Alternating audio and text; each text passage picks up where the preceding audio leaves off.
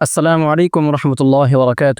আলহামদুলিল্লাহি ওয়াসসালাতু লিআহলিহা আম্মা বা'দ। সুপ্রিয় দর্শক শ্রোতা, যাকাতের কিছু দুনিয়াবি সুফল, দুনিয়ার দৃষ্টিকোণ থেকে যাকাতের উপকারিতা কি, মানুষ কি কি উপকৃত হবে এর কারণে, সমাজের মধ্যে কোন বিষয়গুলোর ক্ষেত্রে পরিবর্তন আসবে, আজকে এই ধরনের কিছু কথা বলবো।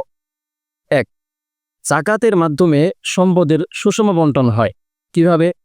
যদি কোনো ধনী ব্যক্তি যাকাত প্রদান না করে, এই সম্পত্তিগুলো তার কাছেই আটকে থাকলো, এই সম্পত্তিগুলো অন্যজনের কাছে, গরিবদের কাছে এগুলো পৌঁছবে না। যাকাত ভিত্তিক অর্থ ব্যবস্থার মাধ্যমে এই সম্পদগুলো ধনী ব্যক্তিদের থেকে ট্রান্সফার হয়ে গরিব ব্যক্তিদের কাছে চলে যায়। আল্লাহ তাআলা সূরা হাশরের 7 নম্বর আয়াতে বলে দিয়েছেন, কাইলা ইয়াকুনা দুলাতাম বাইনাল আগনিয়াই মিনকুম, যাতে করে এই সম্পত্তিগুলো শুধুমাত্র তোমাদের ধনী ব্যক্তিদের মাঝেই আবর্তিত না হয়, কুক্ষিগত না হয়ে পড়ে। ধনী ব্যক্তিদের ছাড়া গরিব ব্যক্তিদের মাঝেও যাতে করে এই সম্পত্তিগুলো চলে আসে, এজন্যই মূলত যাকাত ভিত্তিক অর্থ ব্যবস্থা। দ্বিতীয় সফলতা হচ্ছে যাকাতের মাধ্যমে কর্মসংস্থানের সুযোগ সৃষ্টি হয় দরিদ্র ব্যক্তিদের। যখন কোনো দরিদ্র ব্যক্তিকে যাকাত প্রদান করা হয়, তখন সে এই টাকাটা দিয়ে নতুন কর্মসংস্থানের ব্যবস্থা করতে পারে এবং চাইলে সমাজের পক্ষ থেকেও একত্রিত করে যাকাতগুলো একত্রিত করে গরিবদেরকে দেওয়া যায় এবং এর মাধ্যমে তাদের দারিদ্রতা বিমোচন হয়। আমরা অনেকেই হয়তো জানি, শায়েখ আহমদুল্লাহ আস-সুন্নাহ ফাউন্ডেশনের মাধ্যমে অনেক দরিদ্রদের কর্মসংস্থানের সৃষ্টি করে তিনি এক অভূতপূর্ব সাড়া জাগিয়েছেন। সুতরাং যাকাতের মাধ্যমে অনেক বেকারত্ব দূর হয়, কর্মসংস্থানের সৃষ্টি হয়। তৃতীয় সুফল, অর্থনৈতিক প্রবাহ বৃদ্ধি পায়। কিভাবে? যখন কারো কাছে টাকা থাকে, সে তখন ওই টাকা দিয়ে কোনো কিছু কেনাকাটা করার চেষ্টা করে থাকে। আর যদি ক্রয় বিক্রয় বন্ধ হয়ে যায়, তাহলে অর্থনৈতিক প্রবাহ বন্ধ হয়ে যায়। কোনো সমাজের মধ্যে একটা ফ্যাক্টরিতে অনেক দামি কাপড় তৈরি করলো, কিন্তু ওই দামি কাপড় ক্রয় করার মতো যোগ্যতা, সক্ষমতা ওই সমাজের মানুষের মধ্যে নেই, তার ওই কোম্পানি নিশ্চিত সে লসে পড়বে।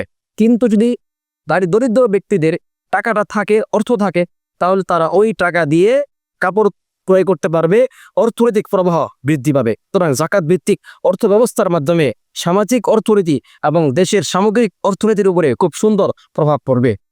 চতুর্থ, সমাজের মধ্যে ভিক্ষাবৃত্তি এবং পরনির্ভরতা দূর হয়ে যাবে। যদি কোনো ভিক্ষুককে ভালো পরিমাণ যাকাত দিয়ে তাকে অন্যের থেকে বিমুখ করা হয়, তাহলে তার ভিক্ষাবৃত্তি বন্ধ হয়ে যাবে। ভিক্ষাবৃত্তি অবশ্যই এটি ভালো কোনো পেশা নয়। অবশ্য সমাজের মধ্যে এরকম অনেক লোক রয়েছে যাদের ভিক্ষাবৃত্তি পেশা, তাদের ঢাকা শহরের মধ্যে দিয়ে একটা ফ্ল্যাটও আছে, বাড়িও আছে, ওটা ভিন্ন বিষয়। কিন্তু এরকম অনেক মানুষ রয়েছে তারা আসলেই গরিব, আসলেই তারা দরিদ্র ব্যক্তি, তারা ভিক্ষাবৃত্তি ছেড়ে দিবে, তাদের পরনির্ভরতা দূর হয়ে যাবে এই যাকাত ভিত্তিক অর্থ ব্যবস্থার মাধ্যমে। 5, ইসলামী ভ্রাতৃত্ববোধ এবং পরস্পরের মধ্যে সহমর্মিতা তৈরি হবে। কিভাবে? যদি ধনী ব্যক্তিরা গরিবদের খুঁজে খুঁজে তাদের বাড়িতে গিয়ে যাকাতের অর্থ পৌঁছে দেয়, তাহলে এর মাধ্যমে ধনী এবং গরিবের মধ্যে সুন্দর একটি সম্পর্ক তৈরি হবে, ভ্রাতৃত্ববোধ তৈরি হবে, সহমর্মিতা জাগবে। ধীরে ধীরে এই সম্পর্কটা গরিবদের দারিদ্রতা বিমোচন করে দিবে। এজন্য যাকাত ভিত্তিক অর্থ ব্যবস্থার মাধ্যমে একটি সমাজের মধ্যে অভূতপূর্ব সামাজিক পরিবর্তন এবং উন্নতি লক্ষ্য করা যাবে।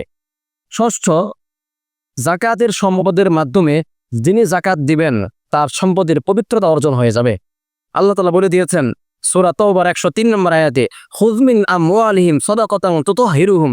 তার নবীকে বলেন যে, হে নবী, আপনি মুসলমানদের সম্পদ থেকে যাকাত গ্রহণ করুন, সদকা গ্রহণ করুন, তাহলে এই সম্পত্তি তাদেরকে পবিত্র করে দিবে, তাদের অন্যান্য সম্পদগুলোকে পবিত্র করে দিবে। সুতরাং ধনী ব্যক্তিরা যারা চায় যে আমাদের অন্যান্য সম্পদগুলো পবিত্র থাকুক, আমরা সমস্ত সম্পত্তিগুলো ভালো করে ভোগ করতে পারবো পবিত্র অবস্থায়, তাহলে তাদের জন্য করণীয় হচ্ছে অবশ্যই গরিবদের যাকাত দেওয়া।